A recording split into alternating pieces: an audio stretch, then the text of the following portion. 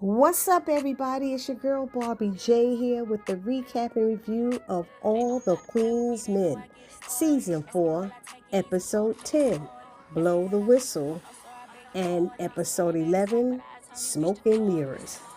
And so the synopsis for Episode 10 reads, Amp and Dime find living together isn't without its challenges.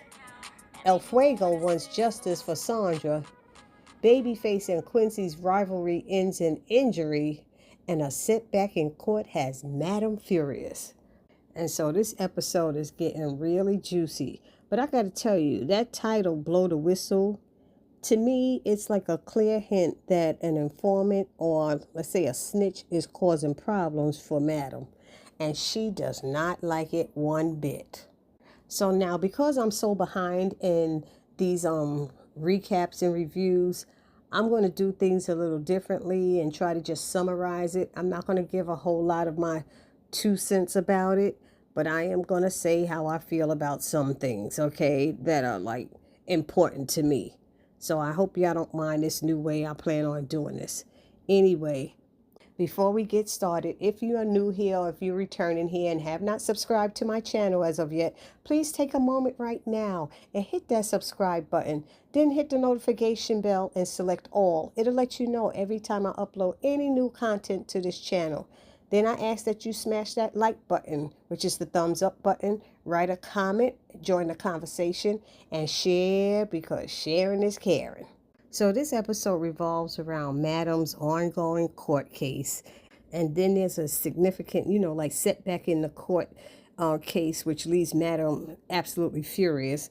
The prosecution appears to be gaining the upper hand, and Madam, who is used to being in complete control, is visibly shaken and angry about the turn of events. And this signals a new level of danger for her and her empire. So then at Club Eden, we got a lot of tension growing and rivalries and stuff. And this episode touches upon some of these internal conflicts that threaten to tear Club Eden's family apart. And we have Amp and Dime, their new living arrangement proves to be a bit difficult, adding a new layer of friction to their already complex relationship, y'all know. And then we see the personal challenges that Amp and Dime are facing outside of the club in their little personal home life. Then we have Babyface and Quincy and their little rivalry between them. These little two idiots, it escalates and gets crazy. It's no longer just a war of words. Their confrontation turns physical, resulting in an injury to Babyface's knee. And then this has both personal consequences for the dancers and potential professional ones for the club. Their dance lineup. They messing with it. And Babyface, Madam is just done with him. But anyway, next we have El Fuego. He wanting to get revenge for Sandra's death. And the way she died is what's bothering him. It continues to drive El Fuego to act out of character. He's more determined than ever to get justice for her, which puts him on a dangerous path that could lead him to more violence and maybe even compromise Madam's own secrets. And his conversation with Big D, it hints at maybe he's going to plan some type of revenge, but it's unclear if he's going to act alone or if he's going to get help from Big D or not. But now the things that I didn't like in this episode that I said I would touch upon is how they had Dime acting all crazy because Amp ate her food. Why'd you eat my Chinese food? Blah, blah, blah, blah. She's supposed to be, I guess that's supposed to be her hormones acting up because she's pregnant or something. I guess that's what they were leading to. But they had her going like really crazy where, Amp was like, tell me what you want me to do and I'll do it. I'll fit, but you shouldn't eat it. I was like, I didn't like that part. I just thought it was ridiculous. The whole thing with Babyface thinking Miss Tandy's house is his house. You got that nigga up in my bed. She's like, this is my house. And then they had her poke him in his head and stuff. Told me, I let you live here rent free and I gave you a car. She's like, I can sleep with whoever I want to. And I was like, really? Where does Babyface get off thinking that that's his house and he's running things and he could do whatever he wanted? I just do not get it. Somebody put it down in the comment section if you understand. I do not get it. And then this flip or this change how they have El Fuego behaving like he wants to get revenge and hurt people. And I'm just like, this is like too much for me. How they keep flip-flopping these characters. El Fuego used to be the good person. He never had any dirt on him. They don't have any good people. Once Tyler Perry gets his hands on something, there are no good people left. We see it in Sisters. We see it in Zatima. We see it in The Oval. I mean, everybody's dirty. Everybody got dirt on them, basically. But anyway, this episode basically continues the fallout from Madam's extreme measures against Casanova in last week's episode with the rat. That last week was that rat-a-tat-tat. I'm sorry. And we still dealing with the ongoing court case that shows that even if she dealt with one problem, there may be consequences, and potentially other informants may come forward, and which still is a major threat for her. She's got to be trying to get rid of people, which is crazy. And if people and witnesses are dying, they have to know that it's associated with her, don't you think? So this episode is basically emphasizing that Madam's empire built on secrets and illicit activities is vulnerable to single person speaking the truth. And so she has to make sure that nobody speaks the truth and says anything, else she's going down. I mean, going down. Anywho, now we're going to go on to Season 4, Episode 11, Smoke and Mirrors. And I think this title suggests more that things aren't what they seem. But this episode reveals some brutal truths, honey. I mean brutal. Because this episode brings Madam's legal troubles to a head with shocking courtroom drama and ending on a major cliffhanger, honey, y'all. And it definitely starts with some devastating courtroom testimony, honey. Because the prosecution starts calling a series of damaging witnesses. And Madam is looking at him like, who the heck is this? Where did this person come from? She is just like, what? And then Lola gets on the stand too. And even though she had some damaging testimony, she made herself look stupid when she got cross-examined. And Madam's attorney, all of a sudden I just forgot his name. He kind of put a little dent in Lola's story, and Lola was like, no, but you don't understand. But they were like, order my court to resolve. But I think the most damaging part was that guy, what's his name? Lester Tenenbaum, right? Tenenbaum. And his testimony was really shocking because he was the one who built Madam that daggone guillotine. And then he demonstrated how the device worked right there in the courtroom.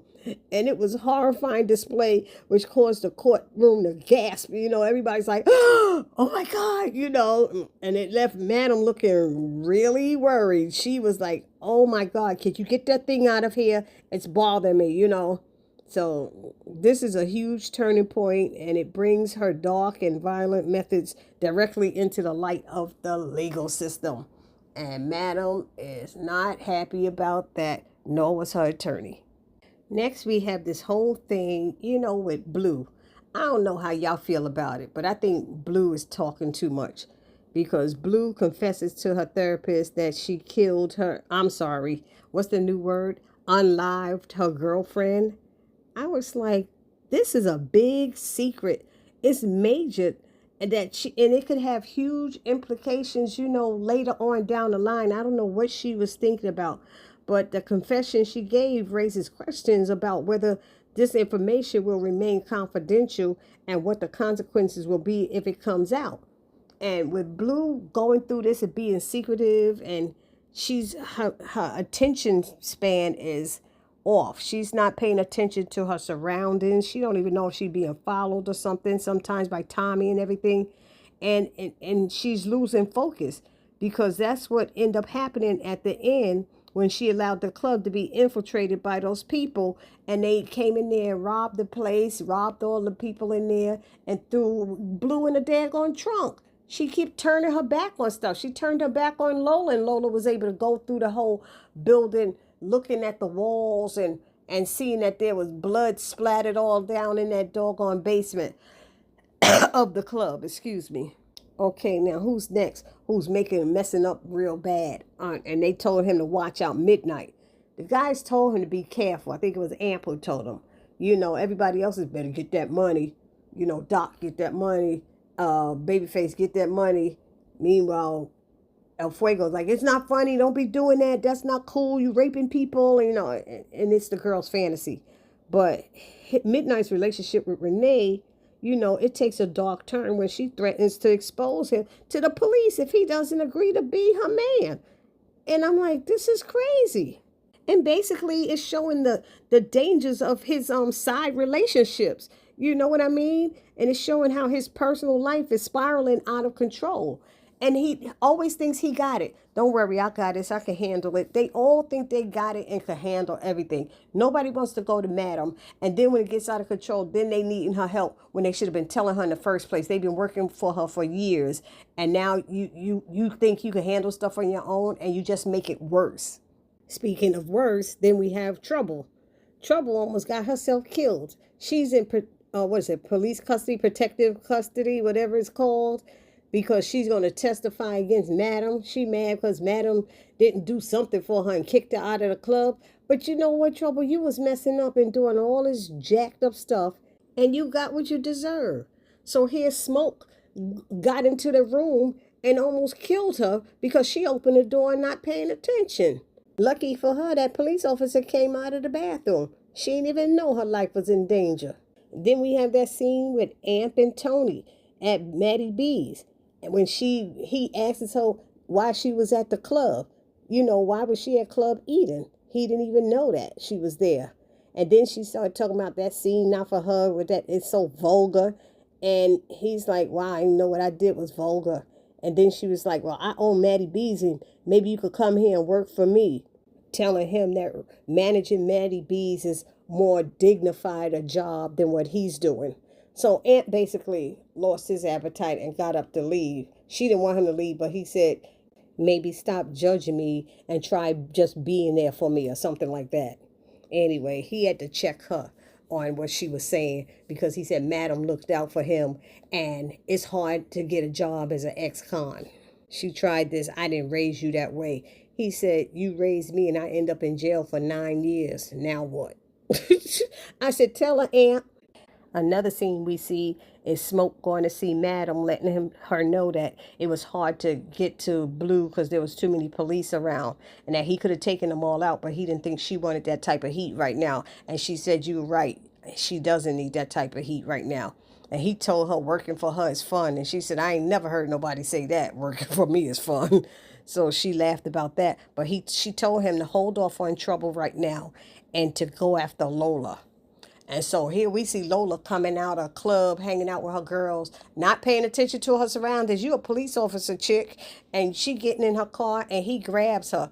And Smoke grabs her from behind, covers her mouth, takes her to some place, strapped her down, and proceeded to let her know what's about to happen to her. He cut her open with a knife, her guts, and start pulling her guts out. I was getting sick to my stomach. That was the most disgusting scene, and she was screaming, ah! I would have screamed as soon as that knife touched me. I sure would have. That was so disgusting. No pain pills, no nothing.